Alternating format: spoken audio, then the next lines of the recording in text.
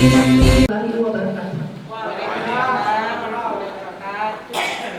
terhormat Bapak Kepala Sekolah SMP Negeri 1 Sangatta Selatan, yang terhormat Ibu Adi selaku pemateri kita pada pagi hari ini, dan yang kami hormati Bapak Ibu Guru. Alhamdulillah, puji syukur kita panjatkan kehadiran Allah Subhanahu wa Ta'ala, karena atas limpahan dan rahmat-Nya lah sehingga kita masih diberikan kesehatan untuk berkumpul di ruangan ini dalam rangka sosialisasi budaya yang positif di SMP Negeri 1 Sangatta Selatan, CGP Angkatan 8 Kabupaten Kutai Timur.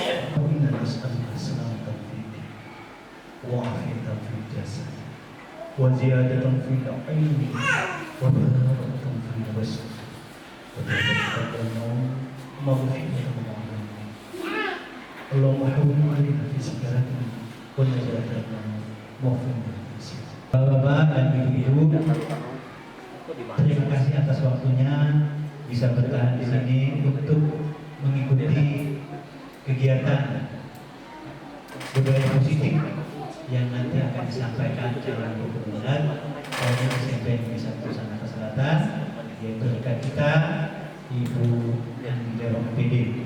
Nah, untuk itu saya selaku pimpinan SMP Negeri 1 Sangatta Selatan sangat mendukung kegiatan calon gubernur untuk mempersiapkan pendidik pemimpin pembelajaran dalam rangka transformasi pendidik mewujudkan peserta didik yang berkarakter berprogram Pancasila.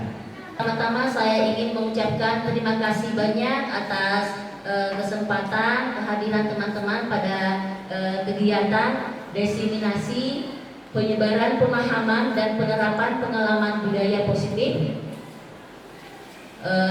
bersama saya Andi Fauzia, calon guru penggerak angkatan 8 dari SMP Negeri 1 Sangatta Selatan.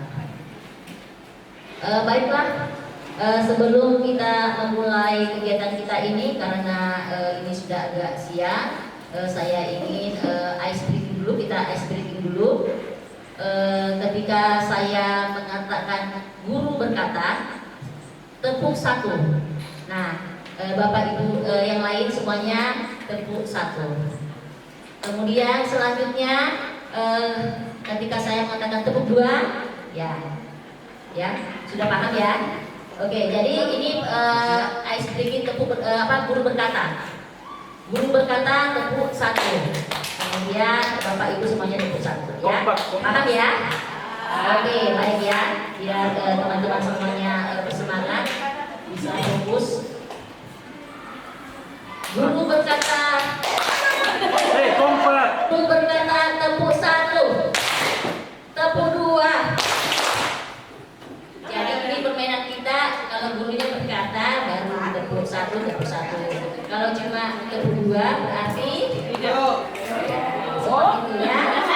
Berarti ini menandakan Bapak Ibu guru fokus ini ya. Baik, kita ulangi lagi. Guru berkata tepuk satu, guru berkata tepuk dua, tepuk tiga.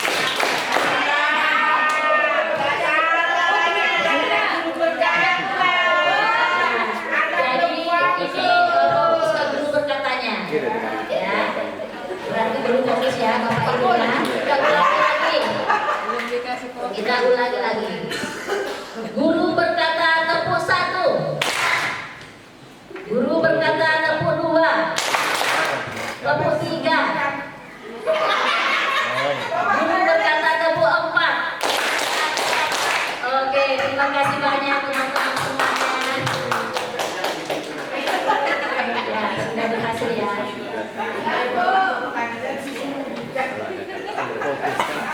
Baiklah, kita akan memulai penyebaran pemahaman dan penerapan pengalaman budaya positif sebagai aksi nyata saya dalam pendidikan guru penggerak CGP Angkatan 8. Baiklah.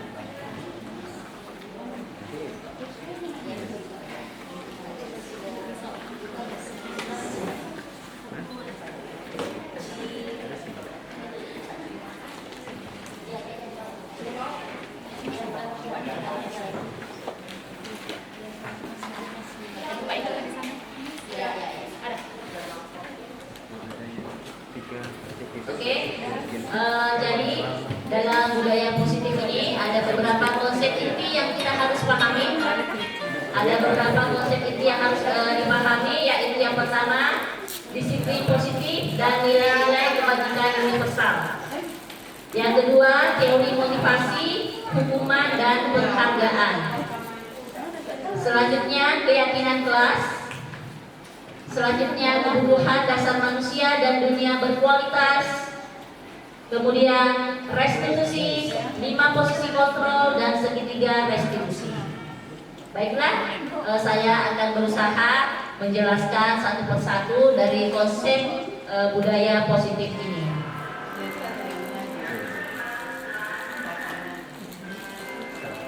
Sebelum kita ke konsep budaya positif, kita pahami dulu bersama apa sih budaya positif itu. Budaya positif di sekolah adalah nilai-nilai, keyakinan-keyakinan dan kebiasaan-kebiasaan di sekolah yang berpihak pada siswa agar siswa dapat tumbuh dan berkembang menjadi pribadi yang bertanggung jawab, kritis dan penuh hormat. Budaya positif menuntun siswa untuk melakukan hal positif sehingga dapat membentuk karakter baik yang kelak akan bermanfaat untuk mereka. Nah, seperti yang kita ketahui bersama, konsep pendidikan Ki Hajar Dewantara, pendidikan yaitu menuntun segala kekuatan kodrat yang dimiliki anak sehingga mampu mencapai keselamatan dan kebahagiaan yang setinggi-tingginya, baik itu sebagai seorang manusia maupun sebagai seorang anggota masyarakat. Kemudian Bapak Ki Hajar Dewantara juga mengibaratkan guru itu sebagai seorang petani yang memiliki peranan penting dalam menjaga tumbuh suburnya tanamannya. Jadi tanaman di sini diibaratkan adalah siswa kita. Kemudian selanjutnya sekolah diibaratkan sebagai tempat bercocok tanam, di mana guru harus selalu menciptakan suasana yang nyaman, menyenangkan dan aman bagi peserta didik untuk tumbuh dan berkembang. Dengan demikian, salah satu tanggung jawab dari guru adalah menciptakan lingkungan yang positif bagi siswa yang merupakan yang terdiri dari warga sekolah yang saling mendukung, saling bekerja sama, saling belajar, yang akan menciptakan kebiasaan-kebiasaan baik. Dari kebiasaan baik ini kemudian akan membentuk karakter-karakter yang baik, dan pada akhirnya akan membentuk budaya positif. Jadi seperti itu ya Bapak Ibu.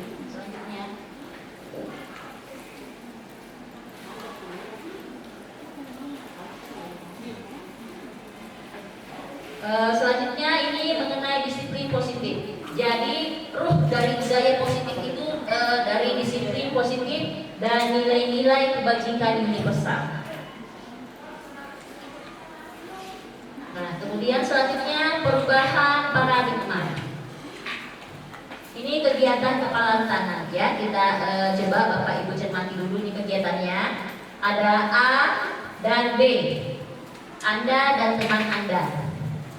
Sobeklah secari kertas kecil, tuliskan benda atau sesuatu yang sangat berharga untuk Anda. Letakkan di salah satu tangan Anda dan genggam benda sesuatu tersebut dengan segala daya. Buatlah sebuah kepalang.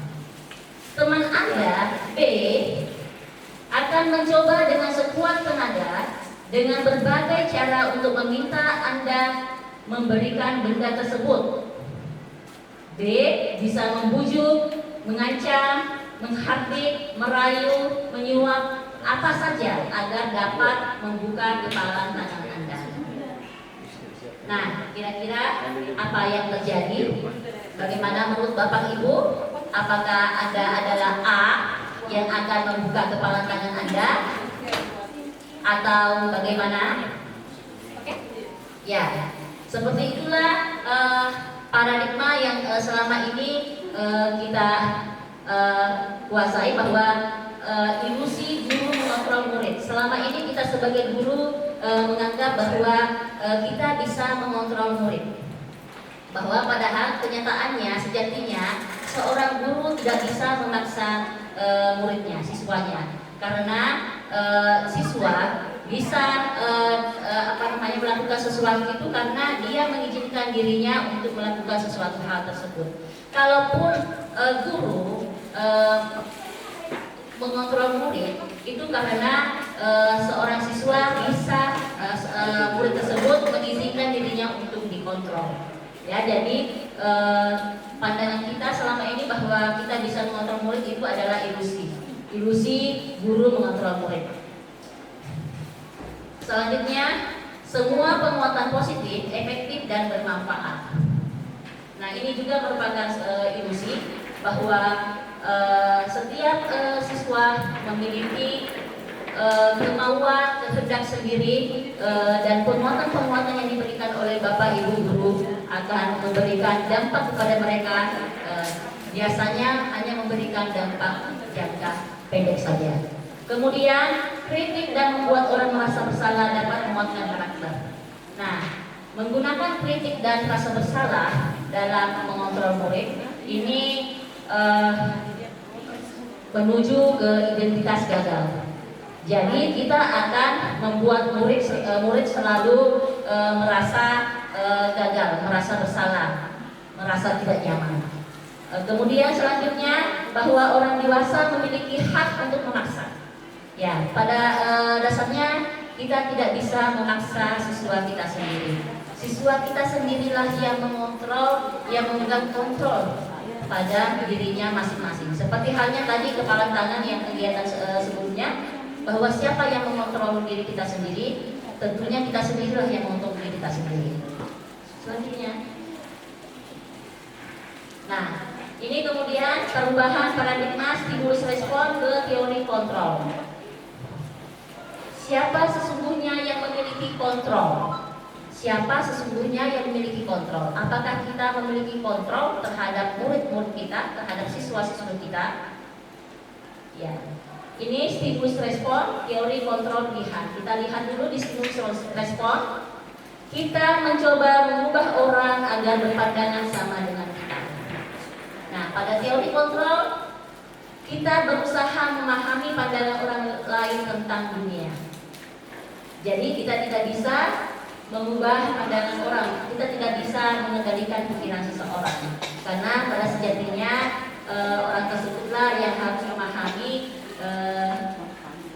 dan menjalankan nilai-nilai mereka sendiri. Kemudian perilaku buruk dilihat sebagai suatu kesalahan. Sementara pada teori kontrol, semua perilaku memiliki tujuan. Selanjutnya, orang lain bisa mengontrol saya. Ini di stimulus respon, namun untuk di teori kontrol, hanya Anda yang bisa mengontrol diri Anda sendiri. Saya bisa mengontrol orang lain. Di teori kontrol, Anda tidak bisa mengontrol orang lain. Nah, seperti kita sekarang ini, Bapak Ibu guru sekalian, kita tidak bisa mengontrol siswa-siswi kita.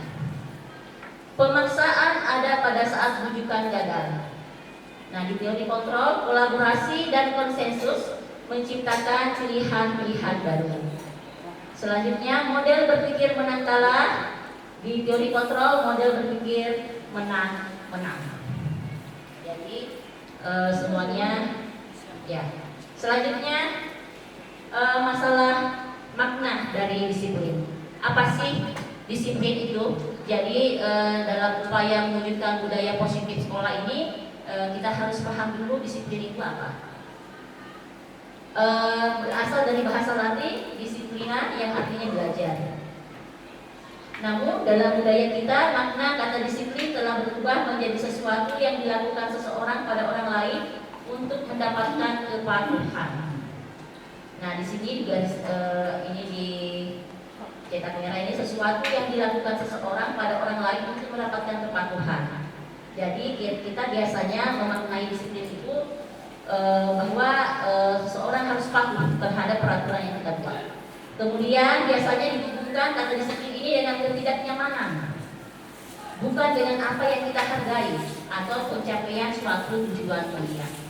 Nah, kita akan bahas selanjutnya mengenai disiplin ini. Kemudian nilai-nilai kebajikan universal. Nilai-nilai kebajikan universal adalah sifat-sifat positif manusia yang merupakan tujuan mulia yang ingin dicapai setiap individu. Nah, nilai-nilai ini tersebut bersifat universal dalam lintas bahasa, suku bangsa, agama maupun latar belakang. Nah, dalam nilai-nilai kebajikan ini, setiap perilaku perbuatan memiliki suatu tujuan. Ini teori dari William Blaser pada teori kontrol. Kemudian nilai-nilai kebajikan yang ingin dicapai oleh setiap anak Indonesia kita kenal dengan profil pelajar Pancasila, yaitu beriman bertakwa kepada Tuhan Yang Maha Esa dan berakhlak mulia, mandiri. Yang kedua, membuat orang merasa bersalah. Yang ketiga, posisi kontrol teman. Yang keempat, pemantau. Dan yang kelima, manajer.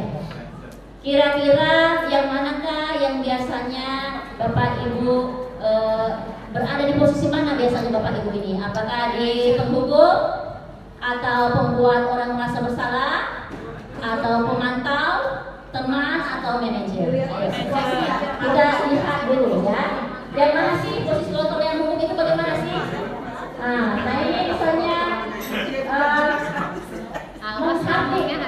menghardik, menunjuk-nunjuk, menyakiti, menyindir. Nah itu posisi kontrol penghukum. Kemudian untuk membuat orang merasa bersalah, berceramah dan mengatakan seharusnya ibu kecewa. Jadi ini nadanya kita biasanya agak pelan, lembut. Seharusnya kamu seperti ini. Kemudian teman membuatkan alasan-alasan untuk muridnya. Kemudian posisi pemantau menghitung dan mengukur. Manajer mengajukan pertanyaan-pertanyaan. Ayo kita baca dulu. Ya, ini contohnya. Contoh penerapan 5 posisi kontrol guru. Ini kasusnya, ini ada kasusnya Bapak Ibu silahkan melihat. Siswa tidak memakai atribut lengkap saat upacara bendera. Nah, kira-kira ketika ada siswa yang tidak memakai atribut saat upacara bendera, jika posisi penghukum, dia akan mengatakan hormat pada bendera selama 1 jam. Ya, itu posisi kontrol penghukum. Selanjutnya, jika pembuat merasa bersalah, posisi kontrol pembuat merasa bersalah, berapa kali ibu bapak harus memberitahu kamu selalu saja mengecewakan ibu, seperti itu. Ya. Kalau lainnya itu belum sabar berbuang. Teman.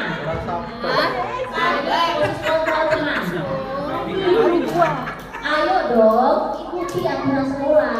Tolong bantu ibu bapak ya sekali ini. Ya sudah, tidak apa-apa. Lain kali jangan sampai terbuat seperti ini lagi ya. Nah, itu posisi kontrol teman. Saya banget. Oke, selanjutnya selanjutnya posisi kontrol pemantau. Kamu sudah melanggar peraturan sekolah. Kamu tahu konsekuensinya?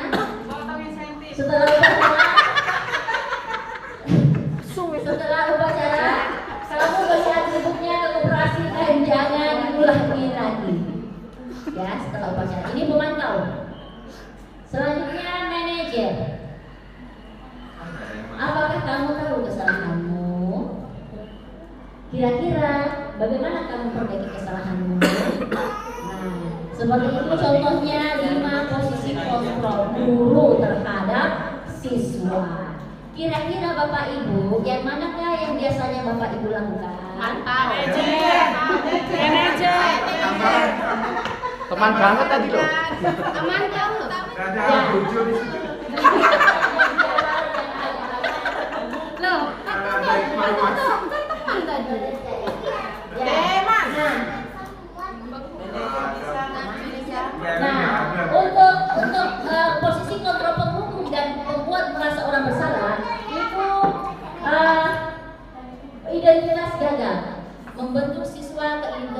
identitas gagal. Selain itu, Kontrol dari luar, jadi kontrol dari luar. Kemudian kita posisi kontrol teman atau pemantau itu identitas berhasil sukses, tapi masih kontrolnya dari luar. Itu sudah bisa membawa anak ke identitas yang sukses, tapi kontrolnya masih luar. Kayak teman tadi, kalau gurunya sudah tidak ada, tidak mematuhi peraturan lagi dia, kadang dia tidak ada. Nah, kalau pemantau, kalau tidak ada yang memantau dia, ya dia tidak akan melakukan dia akan tidak melakukan perbuatan. Nah, kemudian kalau di manajer itu menuju ke identitas berhasil, tetapi dia berasal dari internal siswa. Jadi dia menghargai diri sendiri. Akhirnya nanti siswa bisa menghargai diri sendiri. Untuk posisi kontrol manajer. Ya. Lanjut.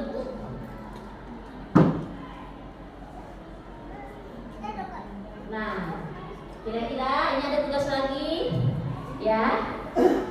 Ini pernyataannya. Nah, kita tentukan yang posisi kontrol yang mana yang cocok pernyataan ini. Nomor 1, saya kecewa sekali dengan kamu. Merasa bersalah. Saya kecewa sekali dengan kamu. Bersalah. Posisi kontrol membuat orang merasa bersalah. Oke, nanti kita cek. Kemudian yang kedua, kamu tidak pernah benar melakukannya. Bersalah. Kamu tidak pernah melakukan yang benar. Kamu tidak pernah benar melakukannya. Kira-kira apa? Penghukum?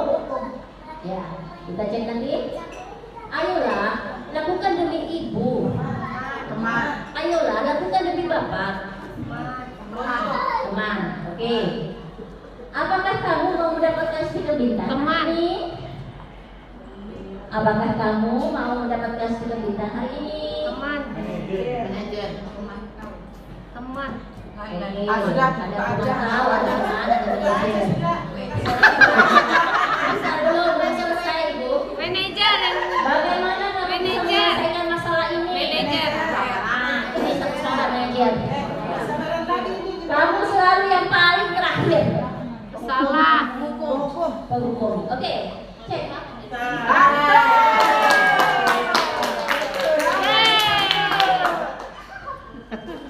Jadi saya kecewa sekali dengan kamu. Itu posisi kontrol membuat orang merasa bersalah. Nah, benar tadi ya, ini penghukum yang kedua. Kemudian yang ketiga teman. Yang keempat pemantau. Apakah kamu mau mendapatkan stiker bintang hari ini? Nah, itu pemantau. Ya. Kemudian Katakan stiker. bagaimana kamu bisa menyelesaikan masalah ini? Nah, ini manajer. Kemudian kamu selalu yang paling terakhir. Posisi kontrol penghukum. Nah, ini dia segitiga restitusi. Bagaimana cara penyelesaian masalah siswa? Kita akan belajar bagaimana menggunakan segitiga restitusi.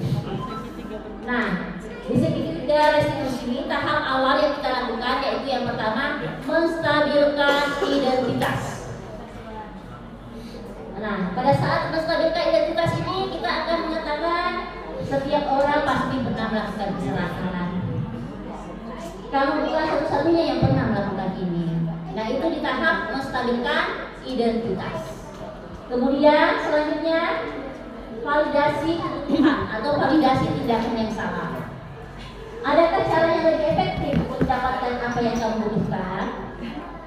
Kamu tentu punya alasan mengapa kamu melakukan itu. Nah, itu bagian validasi kebutuhan. Selanjutnya yang di terakhir menanyakan keyakinan. Nilai-nilai apa yang telah kita sepakati? Kamu ingin menjadi orang yang seperti apa? Ya, seperti itu. Lanjut. Nah, ini dia menstabilkan identitas. Kalimat-kalimat yang biasa kita gunakan ya untuk pada bagian ini. Mohon perhatiannya Bapak Ibu sekalian. Mohon perhatiannya Bu Evi, Pak Mahadi, ya. Muci ini lagi ini. Diskusi. Ya. Ini karena mengenai masalah siswa kita jadi harus dipahami. Ini seharusnya ada di BK ini. Iya.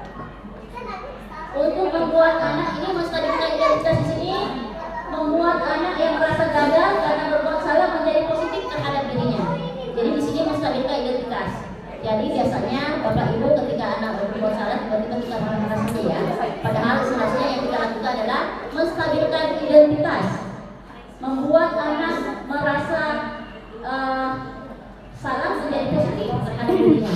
Nah, guru berkata, berbuat salah itu hal yang manusiawi.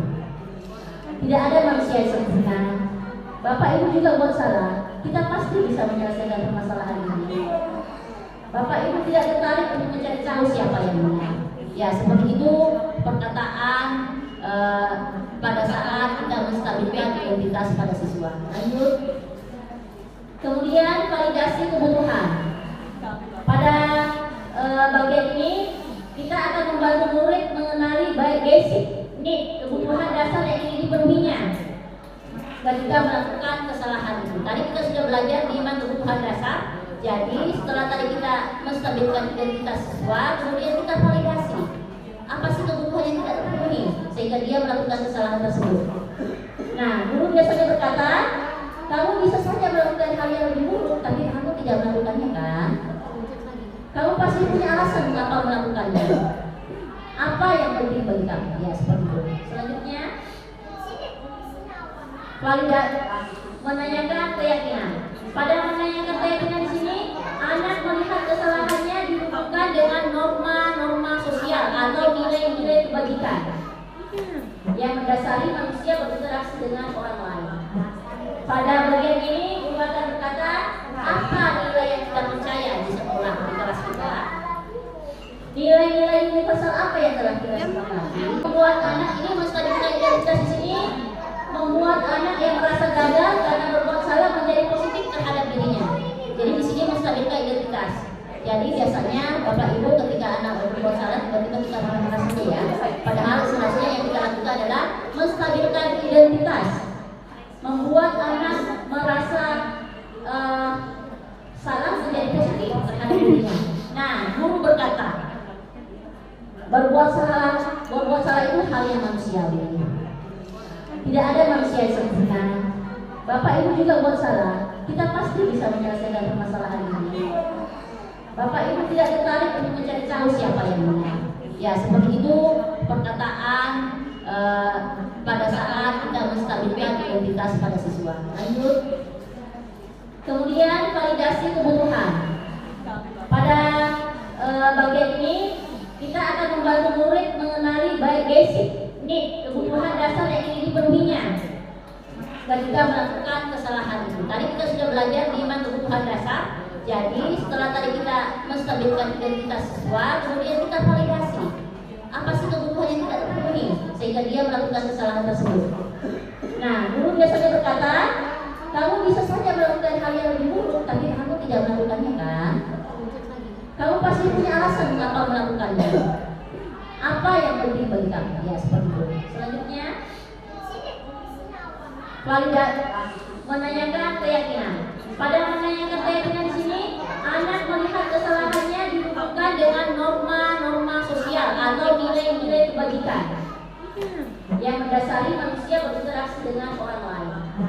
Pada bagian ini, guru akan berkata, apa nilai yang kita percaya di sekolah di kelas kita? Nilai-nilai universal apa yang telah kita sepakati? Kelas yang ideal itu seperti apa sih? Jadi itu berapa contoh kalimat yang digunakan pada saat menanyakan keyakinan. Baiklah Bapak Ibu sekalian, kita akan melihat video. Saya memperhatikan segitiga distribusi. Kamu tahu nggak kenapa itu pakai tahu? Ya Bu, saya membagikan jawaban bahasa Inggris saya untuk kelas 9 siswa saat ujian bahasa Inggris online kemarin. Kenapa kamu melakukannya? William memasukkan saya ke grup kelas 9 siswa Bu agar saya membantunya mengerjakan bahasa Inggris. Jadi saya pun melakukan pemeriksaan dia Bu. Oh, seperti itu. Ibu mengerti. Ibu juga kalau dimintai bantuan sama teman ibu akan dengan senang hati membantu. Ya Bu. Adakah alasan lainnya mengapa kamu memberikan jawabanmu selain memenuhi permintaan dia? Saya kasihan Bu sama teman-teman, nilai bahasa Inggris mereka rendah dan nantinya harus remedial. Jadi saya pun membantu mereka karena kebetulan juga saya bisa mengerjakan ujiannya dengan baik. Seperti itu ya wajar lah, bagi kita juga berteman aku kan jadi bahasa Inggris. Nah, tapi kamu tahu nggak dengan perbuatan itu temanmu akan mendapat waktu dengan temanmu akan tidak belajar seluruh ujian. Nah, ibu mau kamu berpikir, apakah tindakanmu membagikan jawaban dengan temanmu ini sesuai dengan keyakinan kelas kita? Tidak Bu, Nah, menurut kamu keyakinan kelas apa yang sudah dilanggar? menghormati dan mengambil orang lain Bu. Saya tidak menghormati panitia ujian dan tidak menghormati Ibu selaku guru bahasa Inggris. Apakah menghormati dan menghargai guru itu penting? Penting Bu. Nah, kalau itu penting, kira-kira keyakinan kelas apa yang harus kamu tingkatkan? Menghormati dan menghargai orang lain. Oh gitu, oke. Nah, kira-kira apakah kamu bersedia memperbaiki masalah ini? Bersedia Bu. Oke, kira-kira apa kamu memperbaiki masalah ini? Saya akan meminta maaf kepada panitia ujian dan saya juga akan meminta maaf kepada Ibu selaku guru bahasa Inggris. Saya mohon maaf Bu, saya tidak akan mengulangi lagi. Oke, baiklah, maafkan aku ya. Oke, sekarang kamu menemui Ibu Suri. Tidak maaf ya. Ibu, terima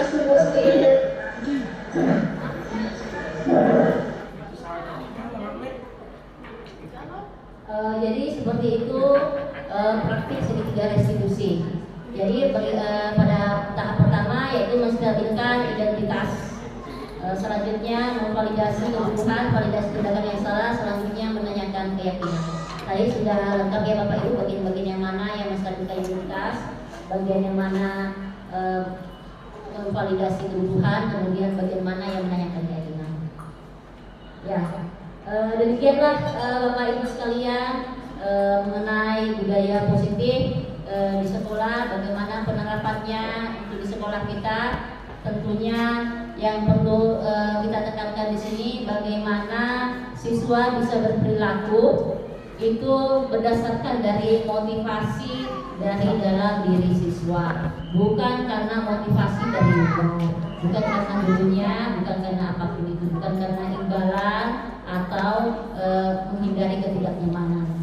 Oleh karena itu, semoga saja penjelasan saya pada hari ini bisa Bapak Ibu pahami dengan baik.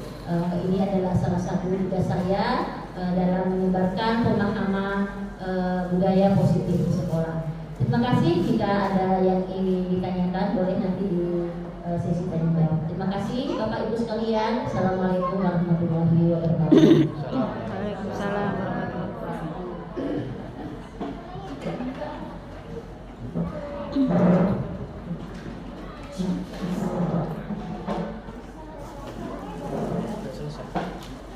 Terima kasih kepada Bu Ani yang telah menyampaikan sosialisasi budaya positif.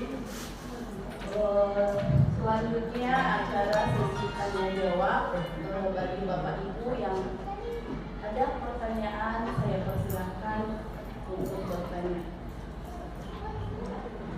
Ya, Tidak ada. Bapak dan Udah lapar. Ya baik, langsung aja. Assalamualaikum warahmatullahi wabarakatuh. Waalaikumsalam. Yang pertama, kita melihat kondisi dan waktu, apakah cukup dengan ini sebelum azan juga.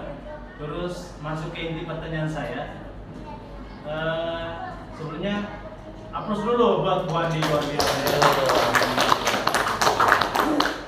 Di sini dari materinya Bu Andi, di situ bisa melihat ukuran seorang guru ternyata selama ini masih banyak kekurangan kita di dalam kelas. Dan kami ucapkan terima kasih buat Bu Andi atas materi dan argumentasi yang diberikan oleh kami. Nah, pertanyaan saya Bu Andi, gimana menghadapi seorang murid yang berkebutuhan khusus, khususnya di kelas 8A, Sulaiman. Nah, trik Bu Andi kayak gimana menghadapi seorang murid yang seperti itu? Itu aja pertanyaan saya, sederhana. Terima kasih. Assalamualaikum warahmatullahi wabarakatuh. Waalaikumsalam. Ya, terima kasih banyak kepada Bapak Dermawan atas pertanyaannya. Pertanyaannya sangat menarik sekali. Bagaimana kita mengatasi anak kita yang berkebutuhan khusus? Ya, untuk anak berkebutuhan khusus tentunya punya penanganan tersendiri.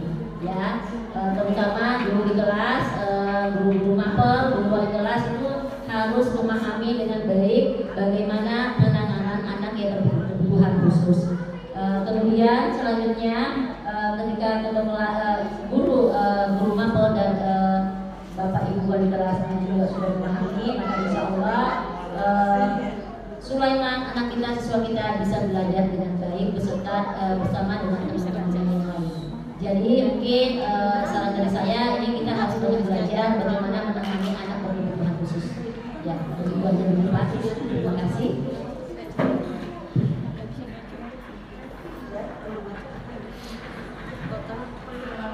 Atas jawaban yang diberikan, bagaimana Bapak Dermawan? Ya. Sip. Ada pertanyaan buat Pak Ibu yang lain?